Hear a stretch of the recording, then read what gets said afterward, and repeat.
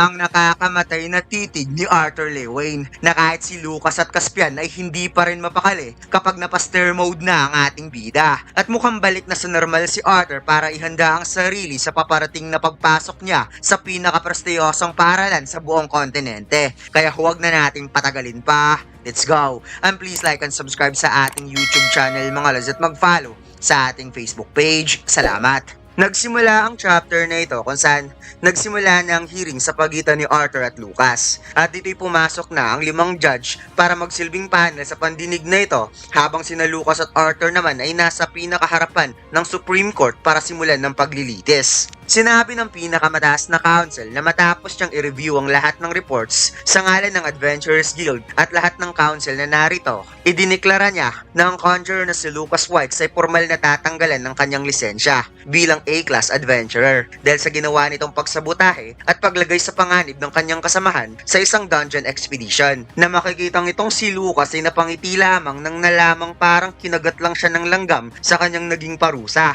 Dagdag pa ng Highest Council na pagsamantalang tinatanggalan ng karapatan si Lucas na maging adventurer muli maliban lang kung may bagong utos mula sa Guildhall at napawi ka, Mr. Lucas Wilkes, isuko mo na ang iyong lisensya. Napaluko na lamang si Arthur at sinabi sa sarili na alam na talaga niyang ganito ang mangyayari. Makakakuha lang ng palo sa puwet si Lucas sa kabila ng ginawa nito na normally malalagay ang insektong to sa kulungan.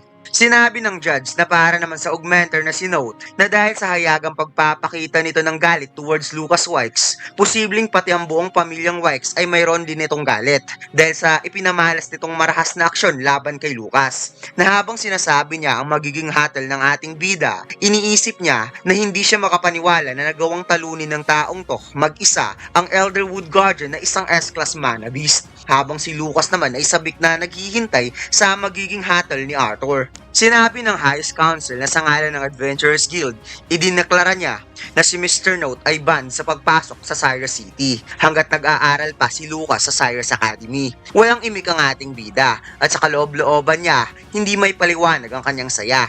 Ngunit parang umakting ata si Arthur sa pagkakataong ito sa pag-object niya sa kanyang punishment kung bakit siya pa ang na-penalize for an act of justice against Lucas na sa halip na tinraidor sila sa loob ng dungeon. Kaya napatitig si Arthur kay Lucas na makikitang ito ay nasisiyahan sa naging hatol ng konseho. Sinabi ng Supreme Council na hindi open ang bagay na yan para pag-usapan. At alam naman namin ang buong sitwasyon kaya pinili namin na hindi ka babawian ng lisensya. Pinapahintulutan ka pa rin na magpatuloy sa pagiging adventurer as long as hindi ka namin mahuli na lumapit kay Mr. Wilkes at ang kanyang pamilya. Habang si Lucas naman ay natatawa na lamang sa naging hatol na sobrang pabor talaga para sa kanya, ngunit unti-unti niyang na-realize na parang may kulang ata sa hatol na to. Kaya napasigaw siya, paano naman ang identity ng taong to?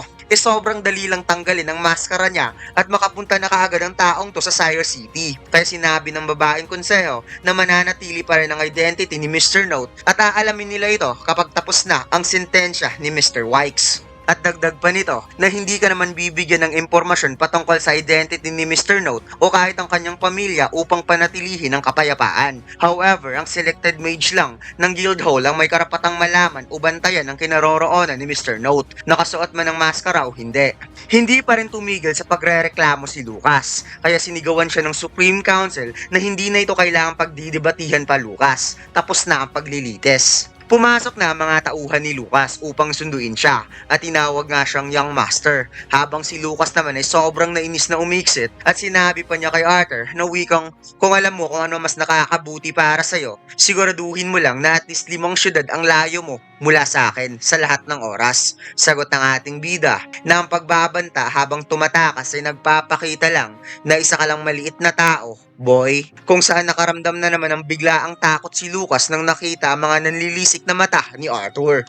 Umalis na si Lucas, kaya pababa na rin sa podium si Arthur at bigla siyang tinawag ng isang security para samahan siya palabas ng building, ngunit biglang dumating ang Supreme Council at sinabi na siya na mismo ang mag-escort kay Mr. Note palabas at dadaan na lamang sila sa likod. Umalis na sina Arthur at pumasok ang dalawa sa malaking pintuan at ang kwarto na ito ay puno ng mga libro na parang isang library. Isinara ng council ang pintuan at sinabi na ipagpalagay na lamang niya na nasisihan si Mr. Note sa naging palabas kanina. Sagot ng ating bida na medyo kapani-paniwala naman ang acting nila kanina at nagpapasalamat siya dahil nakikipagtulungan ito sa kanya. Sinabi ng Supreme Council na hindi niya na kailangan ng pasasalamat. Hindi niya naman ito ginawa para kay Mr. Note, kundi para sa ikabubuti ng Adventurers Guild. At taos-puso sana siyang umaasa na maaasahan si Mr. Note na hindi na lumikha ng gulo. Dagdag pa niya na hindi nila kayang magtago ng katotohanan mula sa Wikes family as long as na hindi kumikilos si Note laban sa kanila. Hindi sila magkakaproblema. Sagot ng ating bida na nakangiti na mas maingat naman siya kaysa sa inaakala ng kagalang-galang na konseho. Kinuha ng konseho ang isang libro at bigla na lamang nagbukas ang isang pintuan sa likod nito at sinabi niya na darating din ang panahon na kami naman ang hihingi ng pabor kay Mr. Note at sana maalala nito ang ginawa nila ngayon para kay Mr. Note kapag dumating ang panahon na yon. Sagot ng ating bida na mukhang mahusay at madiskarte ang pinuno ng Adventurers Guild dahil alam talaga nito kung sino ang dapat panigan at huwag itong mag-alala dahil hindi niya ito makakalimutan. At dito na-realize ng matanda na tama nga talaga ang sinabi ni Caspian sa kanya na isang nakakatindig balahibo ang nilalang na ito. Pagkatapos, pumasok na si Arthur sa isang lagusan na may naghihintay na pintuan sa pinakadulo. Kaya nang binuksan ni Arthur, isa pala itong secret backdoor exit. Ngunit nagtataka na lamang siya dahil may biglang tumawag sa kanya na papa, realizing na naghihintay pala si Selby sa kanyang paglabas. Biglang tumalon si Selby sa sobrang excite, ngunit natamaan ng dalawang balls ni Arthur na nagpaaray talaga sa kanya at kahit si Elijah ay talagang naramdaman ang nararamdaman ni Arthur. Sinabi ni Selby na tapos na ang problema nila, kaya gusto niya nang umuwi papa. Kaya sinabi ni Arthur kay Jasmine at Elijah na tapos na ang lahat, kaya uuwi na sila sa kani-kanilang tahanan. Habang naglalakad, napatanong si Elijah kung hindi ba nila bibisitahin si Samantha. Sagot ni Arthur na sa tingin niya, mas maganda kung hindi niya ito bibisitahin kaagad. Kaya inimungkahin niya kay Jasmine na i-check na lamang si Samantha mamaya. Nakarating na ang tatlo sa border at napauwi ka itong si Elijah na mukhang hanggang dito na lamang tayo at maghihiwalay na sila. Kaya nagulat si Arthur dahil nakalimutan niyang hindi pala taga-sapin itong si Elijah. Napatingin si Arthur kay Jasmine at ito naman ay napatango na para bang approve niya si Elijah. Kaya sinabi ni Arthur na kung wala namang plano si Elijah pagkatapos dito, napag-isipan niya na maaari itong manatili sa kanila habang siya ay pumapasok sa paaralan. Kaya parang nagulat nga itong si Elijah kung anong ibig sabihin ni Arthur na paaralan. Sagot ng ating bida na isang institusyon kung saan pumapasok ang mga bata at binata para mag-aral. Kaya nagalit tuloy itong si Elijah dahil alam naman niya kung ano ang ibig sabihin ng paaralan. At sinabi na wala lang talaga siyang interest na pumasok sa paaralan. Naisip ni Arthur na mukhang na-mention nga ni Elijah sa kanya na wala itong balak na mag-aral. Ngunit bahagi rin naman kung bakit lagi nilang sinusubukan tumaas ang kanilang rank bilang adventurer para makilala rin ang kanilang pangalan. Well, if that case, hindi naman siguro masama kung kukuha si Elijah ng education from Cyrus Academy. Subalit sinabi pa rin itong hindi pa rin siya susunod sa ganyang klaseng journey dahil paano naman siya makakapasok sa isang pinaka-prestiyosang paaralan sa buong kontinente kung hindi pa nga niya na-meet ang qualification at saka kailangan ng malaking pera at matinding koneksyon para makapasok doon.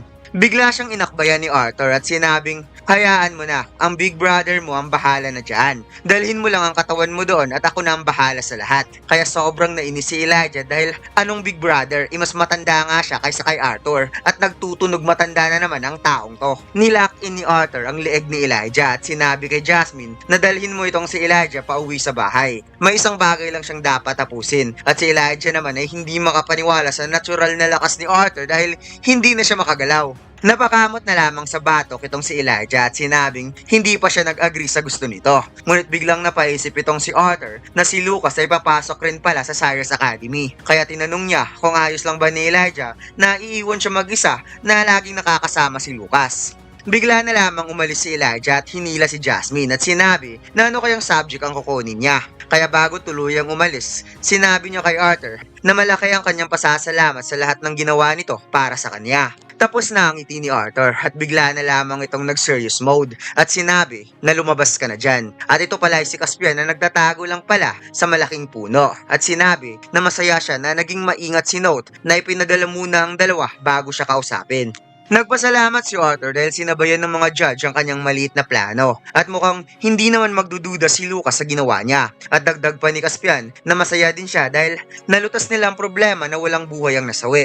Ngunit sinabi ni Arthur na parang na-trigger na may mga namatay na Caspian at huwag mong kalimutan yan. Nabigla tuloy si Caspian sa aura ni Arthur at humingi ng pasensya, kaya napaihim muna siya para ibalik ang kanyang composure at sinabi na hindi siya naparito para lang makipagtitigan. Gusto lang niya magbigay ng kaunting regalo kung saan ibinato ni Caspian ang isang pouch of bag na puno ng mga gold coins. Tinanong ni Arthur kung para saan ang mga to. Sagot ni Caspian na paalis na wikang it's up to you. Basta mag-ingat ka lang doon. Napaisip si Arthur sa kanyang pag-iingat at inisip niya na hindi naman siya magkakaroon ng problema as long as hindi niya bubunutin ang Don's Ballad. At mukhang ang potential na problema lang niya ay si Selvi na nakita ni Lucas. Biglang umilaw sa gilid ni Arthur kung saan bigla na lamang nag-change color itong si Selvi na para bang sinolve niya na ang problema ng kanyang papa at ngayon ay mukha na talagang pusa itong si Selvi na kulay puti. Nagulat na lamang si Arthur na napatanong kung ilang form ba ang kayang gawin ni Selvi. Nasagot naman ito na hindi ko alam. Pagod na ako. Matutulog muna ako papa. Kaya napaisip na lamang itong si Arthur na mukhang isa ito sa mga benepisyo ng pagkakaroon ng band ng isang dragon. How convenient. Ang isa sa pinakamaangas at sobrang simpleng design, ang pinakabagong John Mac anime t-shirt, ang The Strongest Duo. At hindi mo pagsisisihan ng bago nating John Mac t-shirt na 220 GSM na may 100% cotton. At ang DTF na sobrang tingkad ng kulay, available na ang design na ito sa ating Shopee store at TikTok shop. And by the way mga lads, mayroon tayong promo na buy 3 plus free. Kaya huwag na nating patagalin pa, bili na.